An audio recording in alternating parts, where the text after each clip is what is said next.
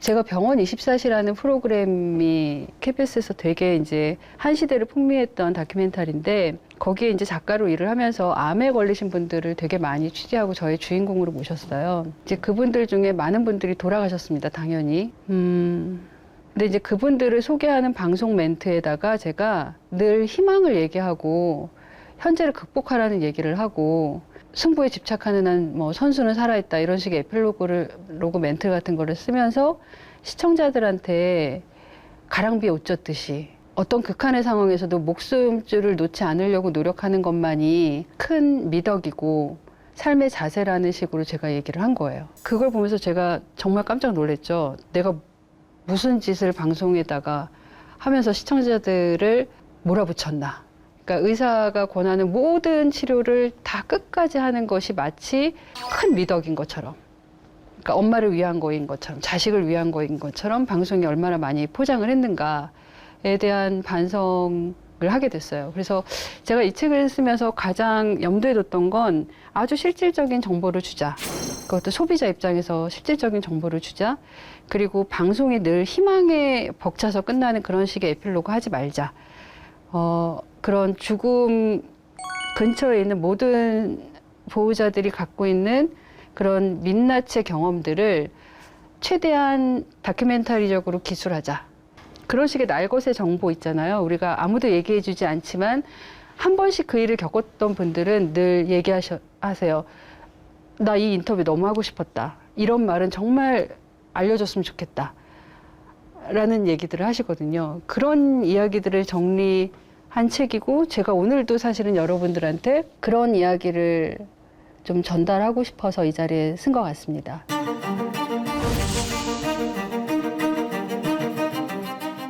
과연 이제 어떻게 죽는가? 제가 이제 많은 분들을 인터뷰하면서 이분들이 가장 첫 번째 궁금해한 거는 그거였어요. 아버지가 이제 돌아가시게 됐죠. 그래서 아버지를 모시는 이 남매들의 가장 큰 걱정은 아버지가 돌아가실 때 얼마나 괴로울까였어요. 얼마나 괴로울까.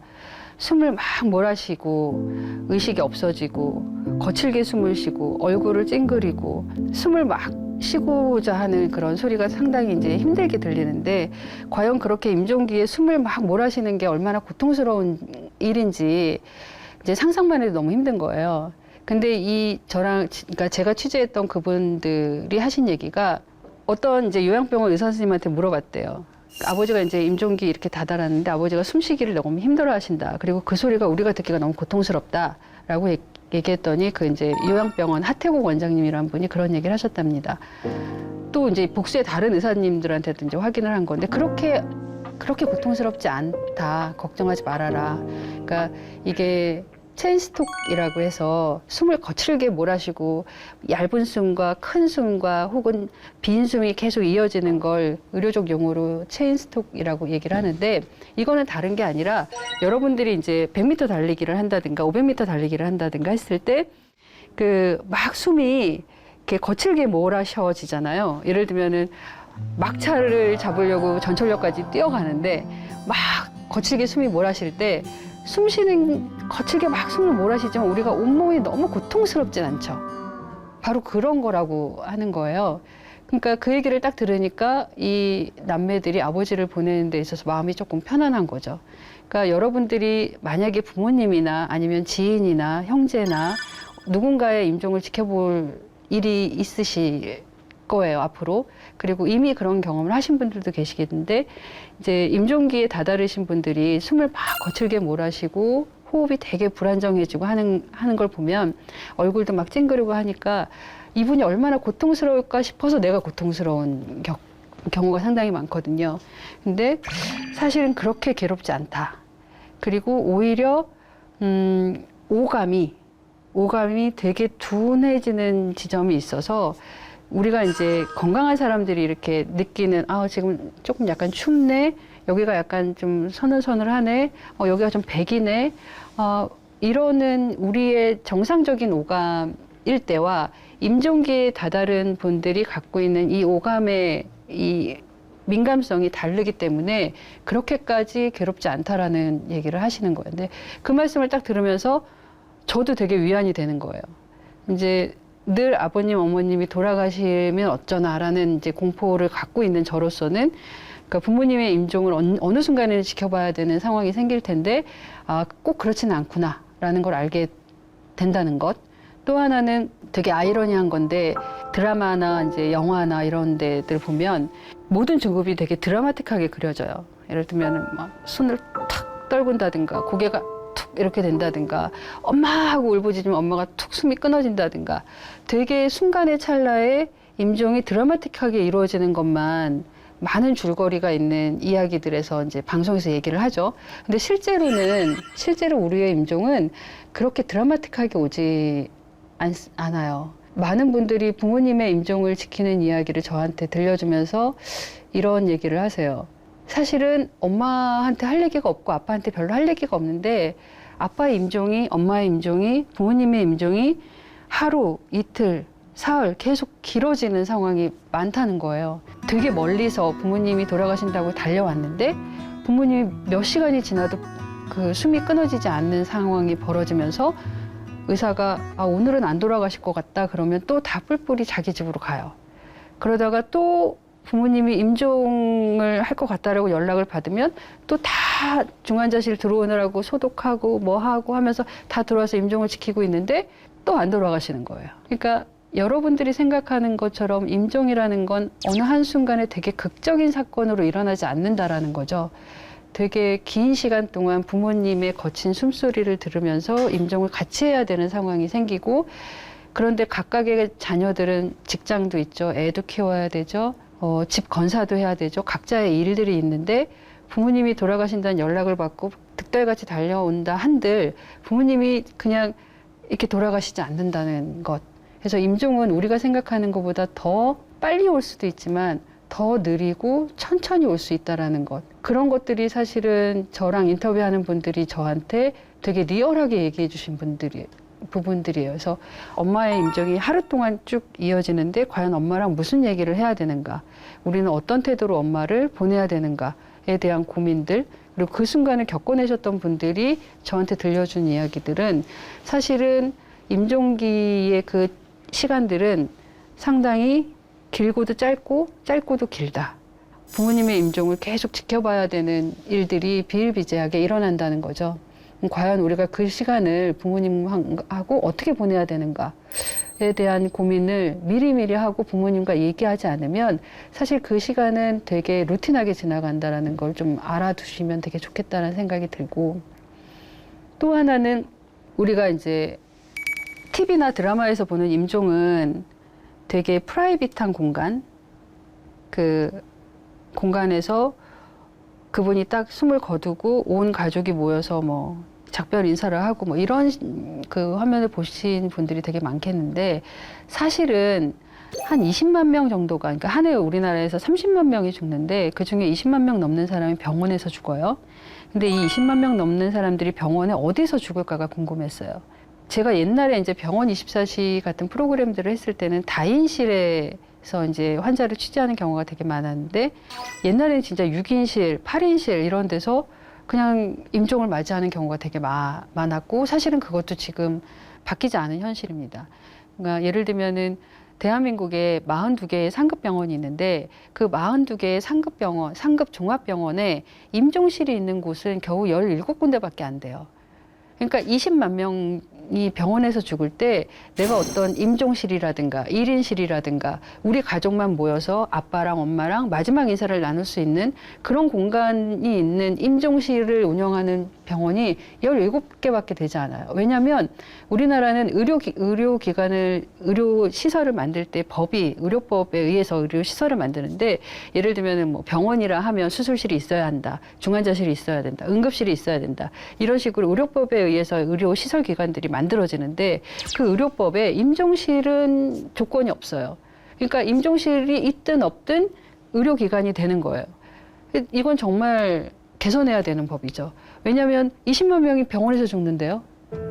지금 모든 사람들이 병원에서 임종을 맞이하는데 이 임종을 맞이할 때 6인실, 4인실, 처치실 이런 데서 임종을 맞이하는 거예요. 제가 취재한 이제 선정시 동화 연구가인 선정시 같은 경우에는 그 선정시 어머님은 어디서 돌아가셨냐면 다인실에 계시다가 이제 임종할 때가 됐다고 하니까 이제 간호사들이 그 선정 씨 어머님을 모시고 처치실에 갑니다. 처치실. 그 처치실이라는 게 어디냐면 여러분들 이제 병원에 입원을 한 번 정도 해보신 분들은 아시겠지만 이 간호 데스크가 있잖아요. 병실들을 이제 관리하는 그 간호 데스크가 있는데 이 간호 데스크 안쪽에 있는 하나의 그 방 같은 곳이에요. 이 방은 뭐 하는 곳이냐면 수술실에서 중환자실에서 병실로 옮기는 사람 아니면은 뭐 좀 이렇게 예민한 부분에 드레싱을 해야 되는 사람 뭐 관을 갈아 끼워야 되는 입원 환자 이런 분들이 잠깐 그 집중 처치를 받고 병실로 옮기거나 이러는 곳이죠. 소리를 막 지르는 어떤 환자분이 있는데 뭐 되게 이제 예민한 어떤 처치를 해야 된다 그럼 그 환자분을 여러 입원한 분들이 이제 방해를 받지 않게 처치실에 모셔서 이제 이런저런 처치를 해서 다시 병실로 옮기는 그런 곳이 처치실인데 선정 씨 말을 들어보면 임종을 위해서 그 처치실로 어머니를 옮겼다는 거죠. 옮기는 와중에 어머니가 돌아가실까봐 선정 씨는 되게 그 조바심을 냈다고 하는데 복도를 지나서 처치실까지 가는 와중에 돌아가시는 분도 계시고 예를 들면 적당한 처치실이 나는 2층에 있는데 4층에 있다고 하면 엘리베이터를 타고 올라가시다가 돌아가시는 분도 계세요. 그래서 여러분들이 만약에 병원에서 부모님이나 아니면 소중한 사람을 보내는 어떤 임종의 그 자리에 함께 있다고 한다면 30만 원에서 50만 원 되는 1인실을 가지 않는 한 그런 처치실이나 에서 부모님의 임종을 해야 된다는 사실. 그렇기 때문에 한 해 20만 명이 넘는 사람들이 병원에서 죽는데 병원에 그 임종실이라는 곳이 반드시 있는 게 중요하다. 그래서 우리 부모님 돌아가시는데 우리 가족들끼리만 이야기를 너무 하고 싶어요. 어디 없을까요? 처치실도 지금 누가 처치를 받고 있는데 어떡하죠? 1인실에 가실래요? 1인실에 갔는데 하루 입원비가 30만 원. 근데 어머니가 만약에 이틀을 넘기신다 거기서 혹은 3일을 넘기신다. 계속 목숨이 경각에 달린 이 상황에서 바이탈 사인이 완전히 꺼지지 않은 그런 상황들이 한 2, 3일 있다. 그럼 한 100만 원에서 200만 원 정도의 입원비가 또 드는 거죠.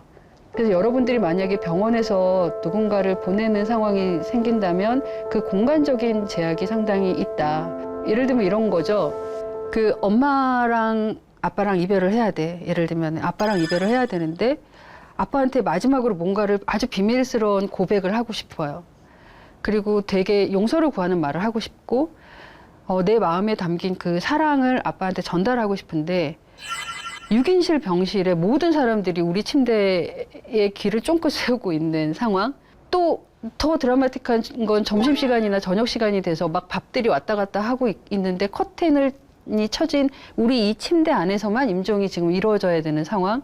그런 상황에서 과연 그 돌아가시는 분한테 내밀한 인사, 마음에 담긴 이야기, 그리고 돌아가시고 난 다음에 진짜 이불킥하지 않을 수 있는 진심 어린 굿바이를 과연 할 수 있을까에 대한 고민이 상당히 많이 되는 취재 과정이었습니다. 그래서 여러분들이 어떤 임종을 대할 때는 그런 고민들이 분명히 있으실 거고 입원하는 그 병원에 임종실이 있다고 한다면 적극적으로 활용하셨으면 좋겠고 그리고 이제 병원이 만들어질 때 임종실은 필수적인 공간으로 좀 법 개정이 이루어졌으면 좋겠다라는 생각이 좀 들죠.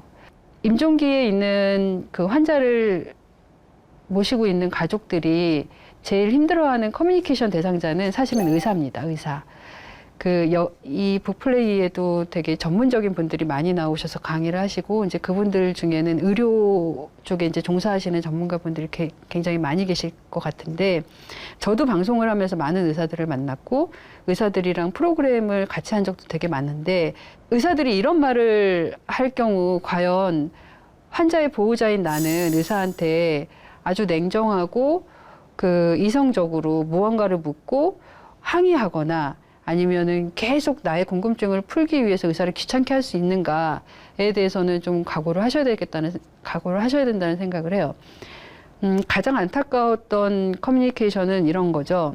그러니까 임나영 씨 남매분들이 아버지의 임종을 지키는 과정을 이제 저랑 이제 인터뷰를 하는 자리가 있었어요. 그래서 책에 이제 그분들이 아버지를 병원에서 집으로 모시고 집에 아버지 방을 하나의 이제 특실로 꾸미고 그래서 집에서 아버지가 돌아가시게끔 한 그런 되게 화목한 남매가 있었는데 이제 그 남매가 아버지는 10년 전에 대장암을 앓으셨어요. 근데 다시 발병을 하신 거예요. 어느 날 너무 무릎인가 어디인가 안 좋아서 정형외과 진단을 그러니까 치료를 받았는데 거기서 큰 병원을 가라고 한 거예요. 보니까 뼈에 이제 암이 다시 발병을 한 거죠. 보니까 이제 큰 병원에서 보니까 여기저기 그 암이 많이 전이된 상태. 그래서 이제 방사선 치료를 우선 하자. 그래서 방사선 치료를 하러 이제 입원을 하신 거예요. 근데 사실은 뭐 말기 암 환자라고 하기에는 우리 아버지는 너무 정정해. 좀 약간 다리가 아플 뿐이야. 그래서 사위가 사주는 갈비를 맛있게 먹고 딱 입원을 했어요. 뭐 농담도 너무 잘하시는 분이고 낙천적인 분이시고 그리고 정말 러블리한 아버지 그리고 이 남매들도 진짜 사랑이 넘치는 가족 그러니까 한마디로 행복이 가득한 집. 근데 병원에 딱 입원하는 날 주치의가 오더니 대장 내시경을 해야 된다는 거예요. 대장에 이제 암이 있는지 확인을 해야 된다고. 근데 여러분들 이제 대장 내시경 해보신 분들 아시겠지만 대장 내시경을 받으려면 그 시그니처 주스 마셔야 되잖아요. 대장 시그니처 주스. 꼭 우리가 온 국민이 한 번쯤은 마신다는 그 주스. 엄청난 양의 차가운 주스를 마시면 이제 속이 다 씻겨 내려가면서 엄청 그 장을 다 비우는 거죠. 막 계속 설사를 하면서 장을 다 비우고 그러면 이제 되게 건강한 사람도 그 주스를 마시고 그 다음날 대장 내시경 받을 때까지는 손발이 차고 막 너무너무 기진맥진하게 되는데 온몸에 이미 암이 다 전이됐다라는 판정을 받고 방사선 치료를 받으러 온 아버지한테 대장 내시경을 받자고 하니까 이제 당연히 의사가 시키는 일이니까 대장 내시경을 하려고 계속 주스를 마시는데 이제 점점점 아버지가 진짜 중환자가 돼버리는 거예요. 얼굴이며 뭐 그냥 몇 시간 전에도 갈비를 뜯고 병원에 오신 분인데 그 대장 주스를 열심히 마시고 대장 내시경 받을 준비를 하고 있는 이 와중에 아버지는 완전 초죽음이 돼버린 거예요. 그래서 나영 씨가 보다 못해서 의사한테 갔대요. 가서 내가 우리 아버지가 이러이러하고 이제 뼈에 전이 됐고 어디에 또 폐에도 전이 됐고 그런데 꼭 대장 내시경을 이렇게 받아야 되는지 모르겠다. 아버지가 지금 너무 괴로워하신다. 몇 시간 만에 완전히 중환자가 되셨다. 그랬더니 의사가 차트를 이렇게 보더니 그러게요. 그럼 하지 말까요? 이랬다는 거예요. 아버지는 이미 초죽음이 됐는데 아 그렇군요. 그러니까 대장에도 암이 있는지를 그렇게까지 확인을 했어야 됐는지에 대해서 의사가 아 그래도 이거는 꼭 필요한 겁니다라고 했으면 덜 억울했을 건데 보더니 아 네 그렇네요. 그럼 하지 마시죠. 그때 이제 이 임시 남매가 완전히 뚜껑이 열린 거죠.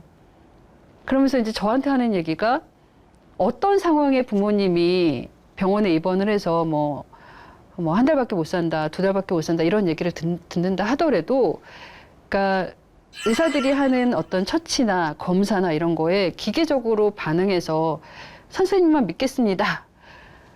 이러지 말라는 거죠. 의사를 존중하는 것과 맹신하는 건 다르다는 거죠. 그리고 우리가 정말 이것도 드라마나 방송하는 사람들이 잘못한 건데 정말 좋은 의사분들이 많아요.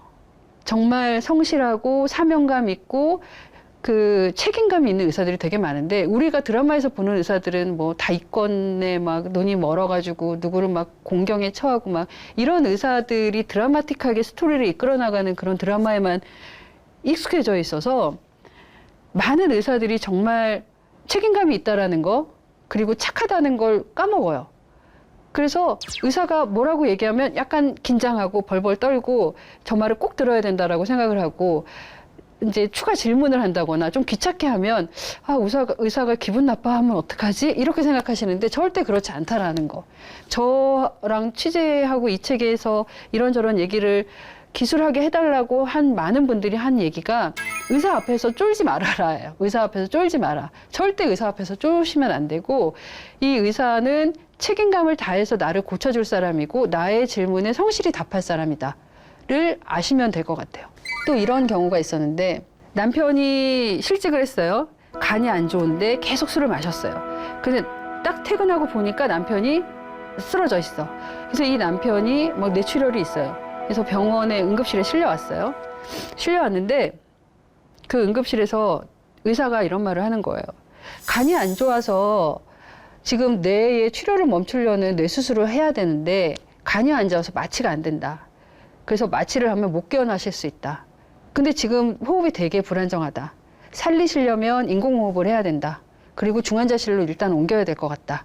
간이 안 좋아서 마취를 해서 못 깨어나서 수술하는 건 지금 되게 위험하다. 근데 수술을 결정하실 수도 있다. 인공호흡을 하자. 지금 호흡이 계속 떨어진다.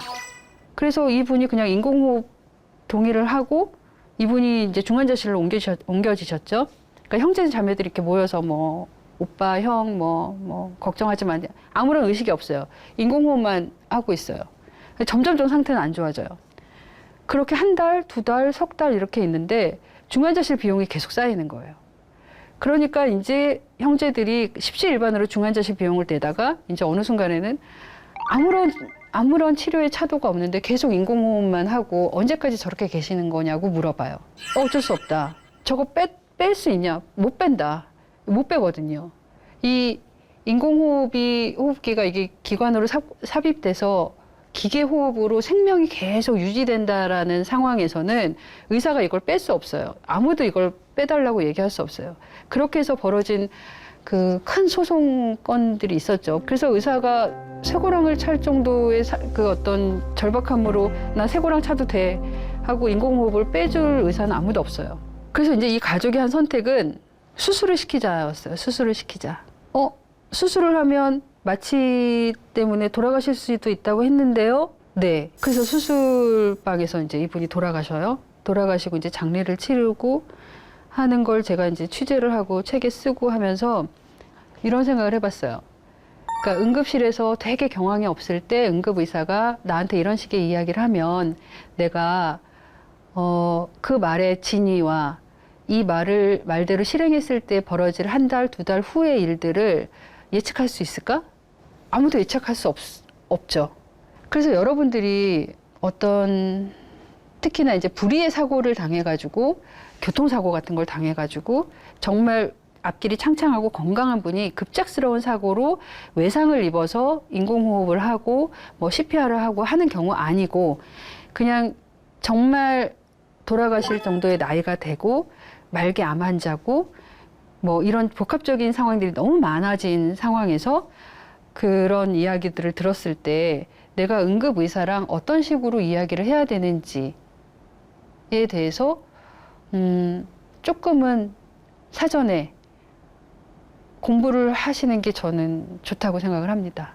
그러니까 불의의 사고를 내가 예측해서 막 그런 공부를 미리 할 필요는 없겠지만, 그러니까 만약에 이제 불치병을 앓고 계시는 가족이 있고 그 임종기가 이제 다가왔다고 했을 때는 의사랑 좀 당당하게 얘기를 하시고 의사가 되게 책임감이 강하고 좋은 사람이다라는 마음의 전제를 까시고 의사한테 이제 그런 것들을 질문하시고 답변을 받으시고 어떤 결정을 내리시는 게 되게 중요하다.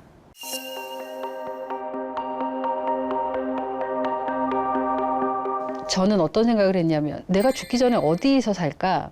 이 책을 쓰면서 제가 갖고 있었던 질문은 사람이 어떻게 죽는지에 대한 궁금증보다 사람이 죽기 전에 어디서 어떻게 사는지, 죽기 직전까지 우리는 어떻게 살고 있는지가 되게 궁금했던 거예요. 그러니까 죽는 분도, 그 죽음을 지켜보는 보호자들도 어느 공간에서 서로 어떻게 살고 있는지가 되게 궁금했는데, 그래서 제가 취재한 곳이 사실은 요양원, 일산에 있는 요양원을 취재를 하고 요양병원을 취재하고 호스피스에 이제 어머니를 모시고 갈 수밖에 없는 이제 가족을 취재를 하고 했는데, 아마도 제가 죽을 때 되면 저는 요양원에서 아마 죽게 되지 않을까라는 생각을 해요.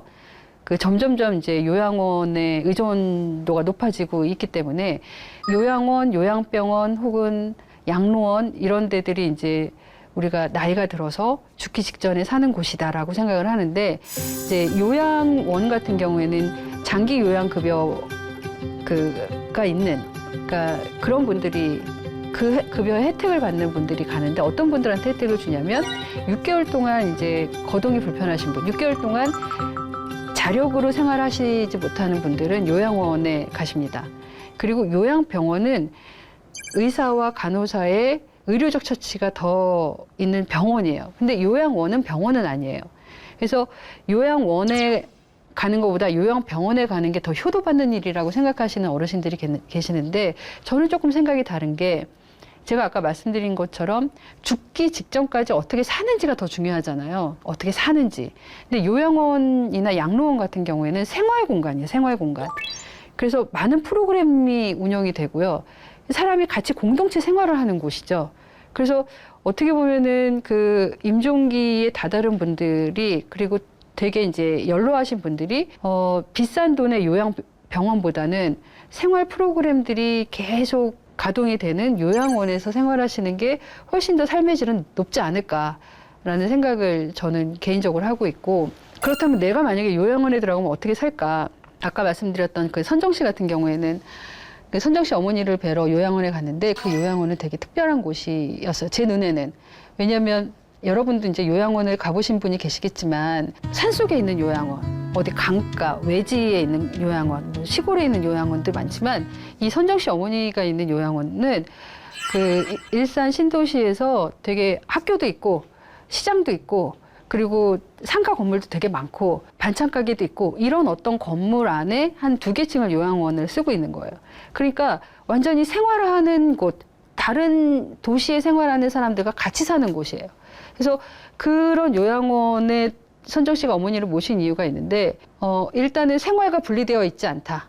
일반적인 생활과 분리되어 있지 않다. 창문을 열면 애들이 등하교하는 모습이 보이고 반찬을 사러 나온 주부들의 모습이 보이는 그런 요양원이었고 그리고 바로 옆에 구급 119가 있고 10분 거리에 대학병원이 있고 그래서 그곳에 선정 씨가 어머님을 모셨는데 저도 그곳을 가보고 어떤 생각이 들었냐면 임종기에 접어든 혹은 나이가 든 부모님들은 도시를 떠나서 공기 좋은 곳에 사는 거를 로망으로 생각하시는데 완전히 저는 좀 반대로 생각하실 필요가 있다. 나이가 드실수록 사람 북적이는 곳에서 사셔야 된다.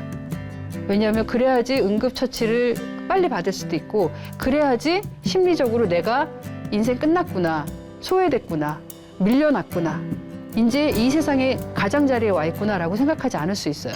그런 심리적인 안정감이 상당히 중요하고 또 자식들이 왔다 갔다 하기에도 너무 좋고 제가 시골에서 이제 드라이브를 하다가 어느 요양원을 들어갔는데 그 요양원 또 공기 좋은 곳에 있는 요양원이었어요.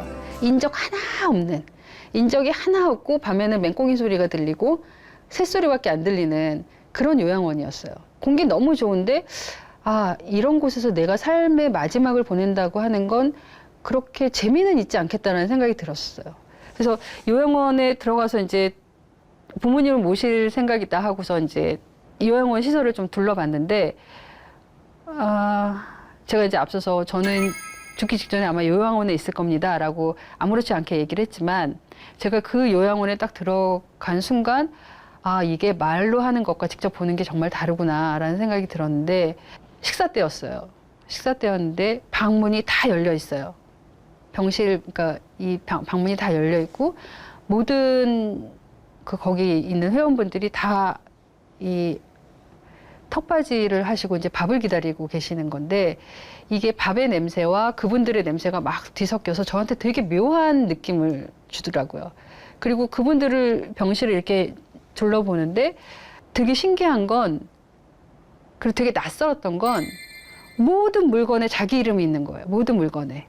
군대를 갔다 오신 분은 아시겠죠? 이제 군대 가면 뭐 속옷에서 자기 이름 새기고 뭐 군복에도 자기 이름 새기고 온갖 물건에 다 자기 이름을 새긴다고 하는데 여러분들 지금 집에서 생활하시는데 컵에다가 뭐 밥그릇에다가 숟가락에다가 내 속옷에다가 내 이름을 새기는 분은 없으시죠? 저도 우리 집에 있는데 내가 내 물건에다 내 이름을 적어 놓진 않거든요. 근데 요양원을 가면 내 컵과 내 칫솔과 내 속옷에다 내 이름을 새겨 넣어야 하는구나.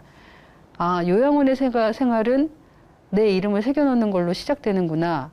라는 거를 확 느꼈어요. 그래서 제가 죽을 때쯤이 돼서 이제 요양원이 조금 더 업그레이드가 되면 뭔가 개인적인 생활을 조금 더 존중해주는 너무 많은 비싼 돈을 들이지 않더라도 국민 모두가 그런 요양원이 있었으면 좋겠다라는 바람을 갖고 있으면서 그런 요양원에 내서 내가 마지막 삶을 내가 영위한다면 과연 나의 존엄함 그리고 나의 어떤 개성 이런 것들을 유지하면서 죽기 직전까지 살 수 있을까에 대한 고민이 사실은 좀 있었습니다.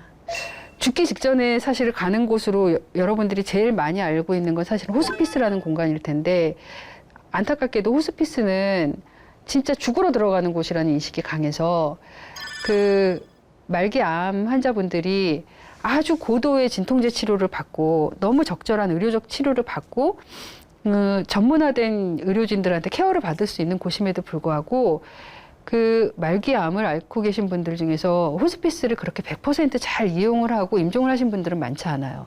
그러니까 제가 취재한 희영 씨 경우도 그랬는데 이제 더 이상 어머니한테 이제 이 딸이 진통제를 놔줄 수 없고 그리고 그게 엄마한테 되게 큰 고통이어가지고 희영 씨가 이제 엄마를 모시고 호스피스를 갑니다. 그 춘천에 있는 상당히 시설이 좋은 호스피스를 가요. 호스피스를 가는데 너무너무 시설이 좋아서 이게 호스피스야? 리조트야? 막 이런 생각이 들 정도로 시설이 좋은데 여기에 가가지고 희영 씨 엄마는 삶의 마지막을 즐겁게 살 수 있나?